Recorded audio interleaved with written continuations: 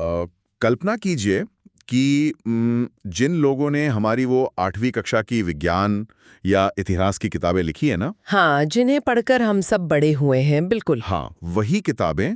अब सोचिए कि वो लोग अचानक से पीएचडी की डिग्रियां बांटने लगे, और सिर्फ इतना ही नहीं बल्कि अंतर्राष्ट्रीय स्तर पर अपने खुद के विश्वविद्यालय के कैंपस भी खोलने लगे। हम्म सुनने में तो ये किसी समानांतर दुनिया या किसी साइंस फिक्शन कहानी जैसा लग रहा है। एग्जैक्टली मुझे भी पहली बार में ऐसा ही लगा था। लेकिन बात यह है कि इसी महीने से ये भारत की शिक्षा व्यवस्था की एक नई और बहुत ही ठोस सच्चाई बन चुकी है। हाँ, और देखिए, ये एक ऐसा ढांचागत बदलाव है जो पहली नज़र में भले ही सिर्फ एक प्रशासनिक निर्णय लगे, लेकिन इसके भीतर भारत के पूरे शैक्षिक भविष्य को नया आकार देने की क्षमता छिपी हुई है। बिल्कुल। तो आज के इस गहन विश्लेषण में हम इसी विषय की पूरी गहराई में उतरेंगे। हमारा लक्ष्य ये समझना है कि पर्दे के पीछे आखिर चल क्या रहा है। आज की हमारी इस चर्चा का आधार शिक्षा मंत्रालय की एक बेहद महत्वपूर्ण अधिसूचना है। राइट। और ये अधिसूचना सच में बहुत विस्तृत है। हाँ। तो हम ये समझेंगे कि कैसे स्कूली पाठ्यक्रम बनाने वाली हमारी सबसे पुरानी और जानी मानी संस्था राष्ट्रीय शैक्षिक अनुसंधान और प्रशिक्षण परिषद, मतलब अपना एनसीईआरटी, अब एक पूर्ण उच्च शिक्षा और शोध संस्थान में बदल रही है, जिसे हम आधिकारिक भाषा में डीम्ड टू बी यूनिवर्सिटी कहते हैं। एग्जैक्टली। और देखिए, दशकों से हम सभी के दिमाग में ना एनसीईआरटी की एक बहुत ही स्थिर छवि रही है। वो खास लोगो, किताबों के पन्नों की वो अलग सी महक है ना। बिल्कुल। और परीक्षा से पहले वो पक्का विश्वास कि भाई बोर्ड परीक्षा में जो भी सवाल आएगा वो इन्हीं किताबों के दायरे से ही आएगा। हाँ, वो तो है। मतलब ये एक ऐसी संस्था रही है जो हमेशा पृष्ठभूमि में रहकर नियम तय करती थी, लेकिन अब ऐसा लग रहा है कि वे सीधे मैदान में उतर रहे हैं। और ये कोई छोटी बात नहीं है। एक सलाहकार की भूमिका से निकलकर एक प्रत्यक्ष शिक्षा प्रदाता की भूमिका में आना एक बहुत बड़ा रणनीतिक विकास है। तो इसकी शुरुआत कैसे हुई? मतलब ये रातों रात तो नहीं हुआ होगा। नहीं, बिल्कुल नहीं। असल में जनवरी में विश्वविद्यालय अनुदान आयोग यानी यूजीसी के एक विशेषज्ञ पैनल ने इसकी सिफारिश की थी। अच्छा। हाँ, और अब शिक्षा मंत्रालय ने उस पर अपनी आधिकारिक मुहर लगा दी है। देखिए, अब तक इस संस्था का मुख्य काम क्या था?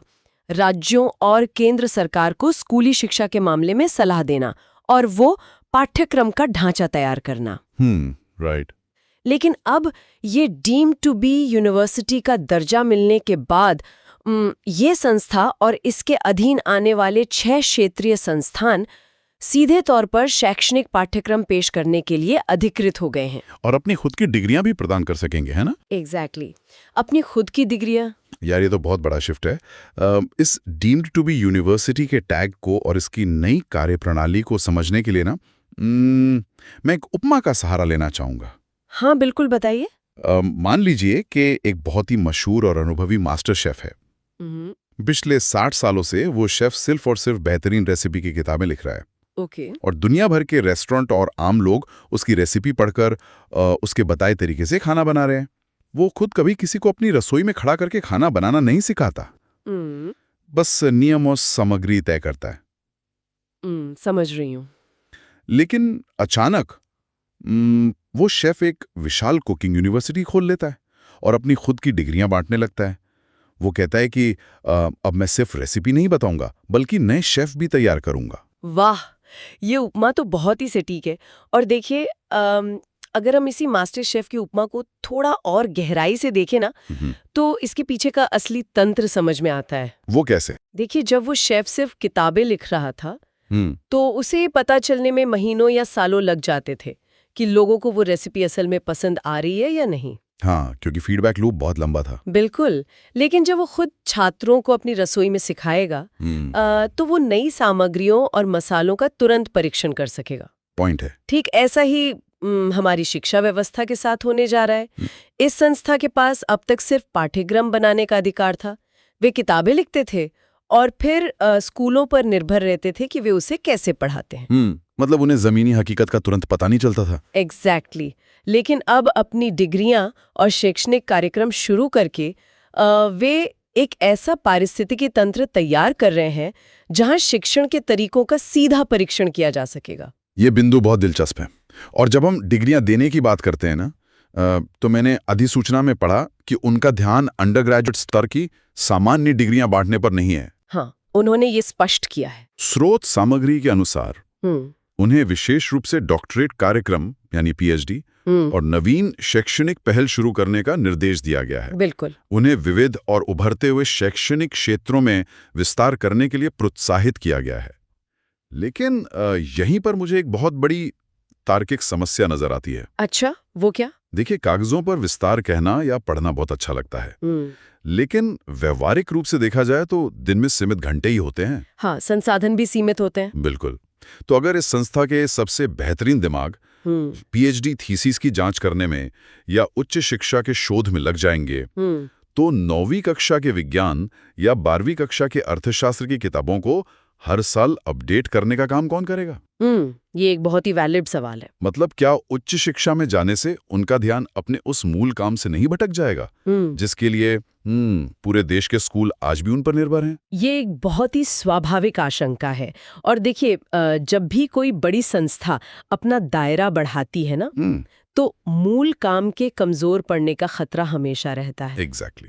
लेकिन अगर हम इस अधिसूचना के पीछे की रणनीति और शिक्षा की पूरी कार्यप्रणाली का विश्लेषण करें, तो ये काम को बांटने या ध्यान भटकाने का मामला नहीं है। तो फिर ये क्या है? इसे एक क्लोज्ड लूप यानी एक बंद और आत्म सुधारक प्रणाली के निर्माण के रूप में देखा जाना चाहिए। क्लोज लूप प्रणाली, इस तंत्र को थोड़ा और विस्तार से समझना जरूरी है। ये काम कैसे करेगा? बिल्कुल। देखिए, अभी तक भारत की शिक्षा व्यवस्था में ना एक बहुत बड़ी खाई थी। शोध करने वाले बड़े विश्वविद्यालय एकदम अलग काम करते थे और स्कूली पाठ्यक्रम बनाने वाली संस्थाएं बिल्कुल अलग। दोनों के बीच कोई सीधा संपर्क नहीं था। राइट। जो लोग पीएचडी स्तर पर शिक्षा शास्त्र या बाल मनोविज्ञान या पढ़ाने के नए तरीकों पर शोध कर रहे थे, उनका स्कूली किताबें लिखने वालों से कोई लेना देना नहीं था। अच्छा, तो वो बस अपने पेपर पब्लिश कर देते थे? हाँ, वो शोध पत्र छप जाते थे, लेकिन उनका असली फायदा स्कूलों तक पहुंचने में या किताबों में शामिल होने में सालों लग जाते थे। ओहो। लेकिन अब सोचिए, जब यही पाठ्यक्रम बनाने वाली संस्था खुद पीएचडी करवाएगी, तो वे ऐसे शोधकर्ताओं की एक पूरी फौज तैयार करेंगे जो सीधे तौर पर स्कूली शिक्षा की समस्याओं पर ही काम करेंगे। ओह वाओ, अब जाकर ये बात पूरी तरह से स्पष्ट हो रही है। मतलब जो शोधकर्ता वहां पीएचडी करेंगे, वे उन्हीं चुनौतियों पर शोध करेंगे जो किताबें लिखते समय सामने आती हैं। एग्जैक्टली, बिल्कुल सही समझे आप। उदाहरण के लिए, अगर 8वीं कक्षा के बच्चों को गणित का कोई खास विषय समझने में दिक्कत आ रही है, तो उस पर वहां तुरंत एक पीएचडी शोध हो सकता है। हाँ, और उस शोध के जो भी नतीजे आएंगे, वो सीधे तौर पर अगले साल की गणित की किताब को बेहतर बनाने में इस्तेमाल हो जाएंगे। ये तो बहुत ही शानदार विश्लेषण है। मतलब ये सैद्धांतिक ज्ञान और व्यावहारिक उपयोग के बीच के अंतर को पूरी तरह से पाट देगा। का एक इतना विशाल नेटवर्क मिलेगा और उन स्कूलों को तुरंत ऐसे शोध का फायदा मिलेगा जो सिर्फ विदेशी मॉडलों पर आधारित न होकर हमारी भारतीय परिवेश की जमीनी हकीकत से जुड़ा होगा। लेकिन जब हम इस पूरी योजना के आकार और इसके प्रभाव क्षेत्र को देखते हैं ना, तो एक और बड़ा सवाल सामने आता है। वो क्या? अधिसूचना में 6 क्षेत्रीय संस्थानों का जिक्र है। हाँ, रीजनल इंस्टीट्यूट्स। बिल्कुल। इसका मतलब है कि ये डीम्ड टू बी यूनिवर्सिटी सिर्फ दिल्ली में बैठे एक मुख्यालय तक सीमित नहीं रहने वाली है। राइट। तो क्या ये विकेंद्रीकरण यानी अलग अलग क्षेत्रों में डिग्रियां देने की शक्ति गुणवत्ता को लेकर एक चुनौती पेश नहीं करेगा? मतलब क्वालिटी कंट्रोल कैसे होगा? ये सच में एक बहुत ही महत्वपूर्ण ढांचागत चुनौती है। देखिए, भारत जैसे विशाल देश में जहां हर राज्य की अपनी अलग भाषाई और सांस्कृतिक पृष्ठभूमि है, वहां शिक्षा का एक ही मॉडल हर जगह काम नहीं कर सकता। हाँ, ये बात तो है। इन 6 क्षेत्रीय संस्थानों को शामिल करने का मुख्य उद्देश्य ही यही है कि शोध सिर्फ उत्तर भारत या महानगरों तक ही सीमित न रह जाए। अच्छा, मतलब स्थानीय समस्याओं पर फोकस किया जा सके। बिल्कुल। पूर्वोत्तर या दक्षिण भारत के जो क्षेत्रीय संस्थान हैं, वे वहाँ की स्थानीय शैक्षिक चुनौतियों पर गहराई से शोध कर सकेंगे। लेकिन हाँ, आपकी ये बात बिल्कुल सही है कि इतनी बड़ी और विकेंद्रीकृत व्यवस्था में हर जगह समान गुणवत्ता को बनाए रखना सबसे बड़ी परीक्षा होगी। और यहीं से हमारी चर्चा उस दिशा में मुड़ती है जहां सबसे ज्यादा घर्षण और नियामक अवरोध मौजूद हैं। नियामक अवरोध मतलब आप रूल्स और रेगुलेशंस की बात कर रहे हैं? एग्जैक्टली हमने ये तो स्थापित कर लिया कि वे अब एक विश्वविद्यालय की तरह काम करेंगे, उनका पीएचडी करवाएंगे और क्षेत्रीय स्तर पर विस्तार भी करेंगे। हाँ, लेकिन इतने बड़े पैमाने पर नए कार्यक्रम शुरू करने और शोध करने और डिग्रियां बांटने के लिए तो बहुत भारी पूंजी की आवश्यकता होती है ना? बिल्कुल, फंड्स तो चाहिए। तो जब मैंने स्रोत सामग्री के उस हिस्से को पढ़ा जहां इन शक्तियों को देने की शर्तें लिखी गई हैं, तो मुझे सबसे बड़ा और दिलचस्प अवरोध वही नजर आया। आप उस गैर व्यापारिक शर्त की बात कर रहे हैं ना? हाँ, अधिसूचना ये बिल्कुल स्पष्ट करती है कि ये पूरी संस्था सख्त रूप से गैर व्यापारिक प्रकृति की होनी चाहिए। और मुझे लगता है कि ये शायद पूरी अधिसूचना का सबसे महत्वपूर्ण हिस्सा है। सच में? बिल्कुल। देखिए, किसी भी तरह की लाभ कमाने वाली या प्रॉफिट मेकिंग गतिविधि को स्ट्रिक्टली वर्जित किया गया है। आज के समय में जब शिक्षा का बहुत तेजी से व्यावसायीकरण हो रहा है और नई नई प्राइवेट यूनिवर्सिटीज इसे एक लाभदायक उद्योग की तरह चला रही हैं। हाँ, वो तो हम सब देख ही रहे हैं। ऐसे में देश की सबसे बड़ी शैक्षिक शोध संस्था के लिए ये सीमा तय करना एक बहुत बड़ा नीतिगत निर्णय है। लेकिन इस गैर व्यावसायिक शर्त का उनकी कार्यप्रणाली पर सीधा असर कैसे पड़ेगा? क्योंकि डिग्रियां देने वाली संस्थाओं को अक्सर अपने विस्तार के लिए फंड जुटाने के दबाव का सामना तो करना ही पड़ता है। देखिए, इसका सीधा मतलब ये है कि उन्हें अपने नए कार्यक्रमों का डिजाइन छात्रों से भारी फीस वसूलने के उद्देश्य से नहीं बनाना है। अच्छा, मतलब रेवेन्यू मॉडल उनका फोकस नहीं होगा। एग्जैक्टली। उनका लक्ष्य शिक्षा के बाजार में प्रतिस्पर्धा करके पैसा कमाना नहीं है, बल्कि देश की शैक्षिक पूंजी को बढ़ाना है। ये बहुत गहरी बात है। वे जो भी नए कोर्स या पीएचडी कार्यक्रम शुरू करेंगे, उनका प्राथमिक उद्देश्य शिक्षा व्यवस्था को बेहतर बनाने के लिए विशेषज्ञ तैयार करना होगा, न कि एक व्यापारिक मॉडल खड़ा करना। तो एक तरह से ये उन्हें बाजार के दबावों से बचाएगा। बिल्कुल, ये उन्हें बाजार की अंधी दौड़ से मुक्त रखेगा और उनका ध्यान सिर्फ और सिर्फ गुणवत्तापूर्ण शोध पर केंद्रित रहने देगा। गुणवत्ता की बात करें तो स्रोत सामग्री में नियामक ढांचे को लेकर और भी कई सख्त शर्तें दी गई हैं। हाँ, एक्रेडिटेशन को लेकर काफी कड़े नियम हैं। वही मैंने भी अधिसूचना में पढ़ा कि इस नए दर्जे को बनाए रखने के लिए मान्यता से जुड़ी बहुत ही कड़ी आवश्यकताएं तय की गई हैं। इसमें नैक और नेशनल बोर्ड ऑफ एक्रेडिटेशन यानी एनबीए दोनों से मान्यता हासिल करने की बात कही गई है। राइट। मैं चाहता हूं कि हम इस पर थोड़ी गहराई से चर्चा करें, क्योंकि ये तकनीकी नाम अक्सर लोगों को कंफ्यूज कर देते हैं। बिल्कुल। इस मान्यता वाले हिस्से को समझना बहुत जरूरी है। देखिए, यूजीसी अनिवार्य रूप से यह कह रहा है कि आपका पुराना और प्रतिष्ठित नाम ही काफी नहीं है। मतलब सिर्फ ब्रांड नेम पर काम नहीं चलेगा। एग्जैक्टली। आपकी नई डिग्रियों को भी उसी कड़े परीक्षण से गुजरना होगा जिससे किसी बेहतरीन प्रौद्योगिकी संस्थान या किसी बड़े केंद्रीय विश्वविद्यालय को गुजरना पड़ता है। तो ये नैक का इसमें क्या रोल है? देखिए, नैक जो है वो उच्च शिक्षा संस्थानों का समग्र मूल्यांकन करता है। संस्थागत स्तर पर उनके बुनियादी ढांचे, फैकल्टी और शोध की पूरी गुणवत्ता को मापता है। लेकिन इसके साथ ही एनबीए की बात भी की गई है। जहां तक मैं समझती हूँ, एनबीए पूरी संस्था का नहीं बल्कि अलग अलग तकनीकी या विशिष्ट प्रोग्राम्स का मूल्यांकन करता है। हाँ, आपने बिल्कुल सही समझा। ये बिल्कुल उसी तरह है जैसे किसी अस्पताल को एक समग्र लाइसेंस मिलना और फिर उसके हर एक विशिष्ट विभाग की अलग से जांच होना। अरे वाह, ये उपमा भी बहुत बढ़िया है। तो देखिए, एनबीए की शर्त ये सुनिश्चित करेगी कि वे जो भी नया कोर्स शुरू करें, चाहे वो शिक्षा प्रौद्योगिकी में हो या बाल मनोविज्ञान में, वो कोर्स अंतर्राष्ट्रीय मानकों पर खरा उतरे। मतलब वे सिर्फ अपने पुराने नाम के सहारे कोई कमजोर कोर्स नहीं चला सकेंगे। बिल्कुल नहीं। हर एक कार्यक्रम को अपनी उपयोगिता और श्रेष्ठता बार बार साबित करनी होगी। ये तो सच में एक बहुत ही चाक चौबंद व्यवस्था लगती है। पुरानी संस्थाओं में अक्सर एक तरह की जड़ता आ जाती है, लेकिन ये दोहरी नियामक शर्तें उन्हें लगातार खुद को अपडेट रखने पर मजबूर करेंगी। बिल्कुल सही कहा। इसी नियामक ढांचे के हिस्से में ना एक और बहुत ही चौंकाने वाला विवरण छिपा था। वो विदेशी कैंपस वाला? एग्जैक्टली जब मैं स्रोत के अंतिम पन्नों पर गया तो वहाँ संभावित ऑफ कैंपस और यहाँ तक कि विदेशी कैंपस या ऑफशोर कैंपस का भी उल्लेख था। भारत के बाहर इस संस्था की कैंपस, ये विचार ही अपने आप में बहुत बड़ा है। ये सच में एक बहुत ही महत्वाकांक्षी कदम है। और देखिए, ये राष्ट्रीय शिक्षा नीति 2020 यानी NEP 2020 के उस बड़े दृष्टिकोण का हिस्सा है जहां भारतीय शिक्षा को अंतर्राष्ट्रीय स्तर पर ले जाने की बात मजबूती से कही गई है। अच्छा, तो ये NEP 2020 से जुड़ा है? हाँ, विदेशी कैंपस का उल्लेख सिर्फ एक कोरी संभावना नहीं है, बल्कि ये भविष्य की एक स्पष्ट दिशा दिखाता है। लेकिन इसके पीछे की मुख्य वजह क्या हो सकती है? हम विदेशों में स्कूली शिक्षा पर शोध करने वाले कैंपस क्यों खोलना चाहेंगे? क्या ये भारतीय प्रवासियों की ज़रूरतों को पूरा करने के लिए है? या भारत की सॉफ्ट पावर को बढ़ाने की कोई बड़ी रणनीति है? असल में ये दोनों ही चीज़ें हैं।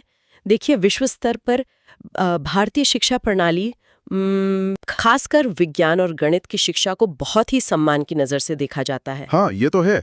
हमारे इंजीनियर्स और डॉक्टर्स पूरी दुनिया में हैं। बिल्कुल। खाड़ी देशों में या अफ्रीका और दक्षिण पूर्व एशिया के कई हिस्सों में ऐसे हजारों स्कूल हैं जो भारतीय पाठ्यक्रम का सख्ती से पालन करते हैं। अच्छा, इतने सारे स्कूल हैं बाहर? हाँ, बहुत बड़ी संख्या है। तो वहाँ एक विदेशी कैंपस होने से न केवल उन स्कूलों के शिक्षकों को सीधा प्रशिक्षण मिल सकेगा, बल्कि ये वैश्विक शैक्षिक शोध में भारत की भागीदारी और दबदबे को भी बढ़ाएगा। वाह, ये तो एक बहुत ही दूरदर्शी कदम लगता है। लेकिन हाँ, शर्त फिर वही है, ये सब कुछ UGC के नियमों और NEP 2020 के कड़े दायरे में रहकर ही किया जा सकेगा। वे मनमाने ढंग से अंतर्राष्ट्रीय स्तर पर विस्तार नहीं कर सकते। बिल्कुल, नियम तो जरूरी हैं। तो अगर हम आज की इस पूरी चर्चा की इन सारी कड़ियों को एक साथ जोड़ें, एक सलाहकार संस्था का डीम्ड टू बी यूनिवर्सिटी बनना, PhD और उच्च स्तरीय शोध कार्यक्रमों में उतरना, सख्त गैर लाभकारी शर्तों से बंधे रहना और NAC और NBA जैसी कड़ी नियामक परीक्षाओं से गुजरना, तो तस्वीर बहुत साफ हो जाती है। ये पूरी कवायद सिर्फ एक संस्था के नाम का बोर्ड बदलने की नहीं है। ये सच में भारत की शिक्षा व्यवस्था के बुनियादी ढांचे की एक पूरी ओवरहॉलिंग है। बिल्कुल।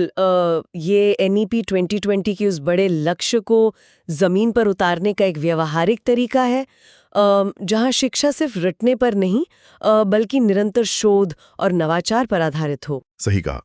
और जो लोग ये जानने में गहरी दिलचस्पी रखते हैं कि देश की शिक्षा नीतियां किस दिशा में जा रही हैं, उनके लिए ये बदलाव एक बहुत ही स्पष्ट संकेत है कि भविष्य की शिक्षा ज्यादा वैज्ञानिक और शोध आधारित होने वाली है। और देखिए, इस पूरे बदलाव का सबसे बड़ा फायदा यह है कि ये एक जवाबदेही तय करता है। वो कैसे?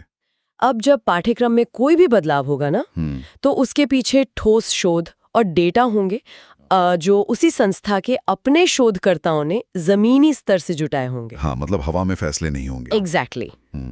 हमारी इस चर्चा ने आज सच में बहुत सी जटिलताओं को सुलझाया है। हमने देखा कि कैसे पुरानी मान्यताएं टूट रही हैं और एक नया ढांचा आकार ले रहा है। बिल्कुल। लेकिन शिक्षा जैसी संवेदनशील चीज में हर बड़े बदलाव के साथ कुछ गहरे दार्शनिक और वैचारिक सवाल भी जन्म लेते ही हैं। और मैं चाहता हूं कि हम आज के इस गहन विश्लेषण का अंत एक ऐसे ही सवाल के साथ करें जो इसी स्रोत सामग्री के तथ्यों से उपजता है। बिल्कुल। ये सच है कि इतने बड़े बदलाव सिर्फ समाधान लेकर नहीं आते, वे कुछ नई चुनौतियां भी खड़ी करते हैं। राइट।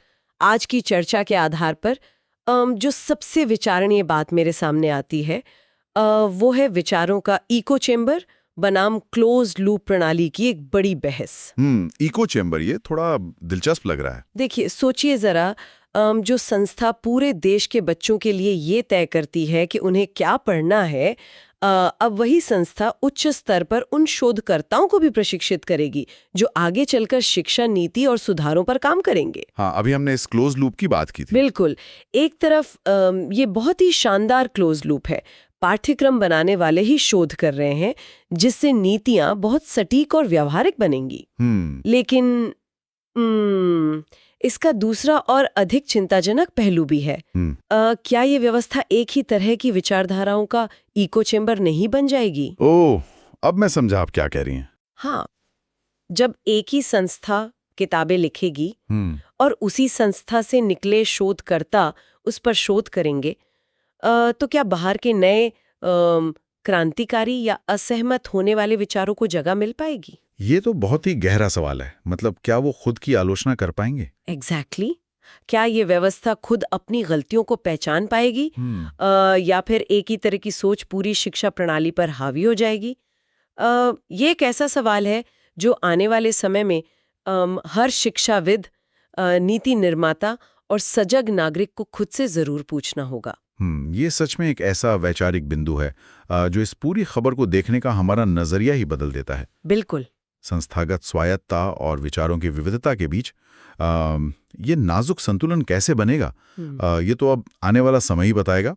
ये निश्चित रूप से एक ऐसा विषय है जो लंबे समय तक चर्चा के केंद्र में बना रहेगा। हाँ, मुझे भी ऐसा ही लगता है। खैर, इस पूरे विषय की बारीकियों को समझने की हमारी ये कोशिश आज यहीं समाप्त होती है।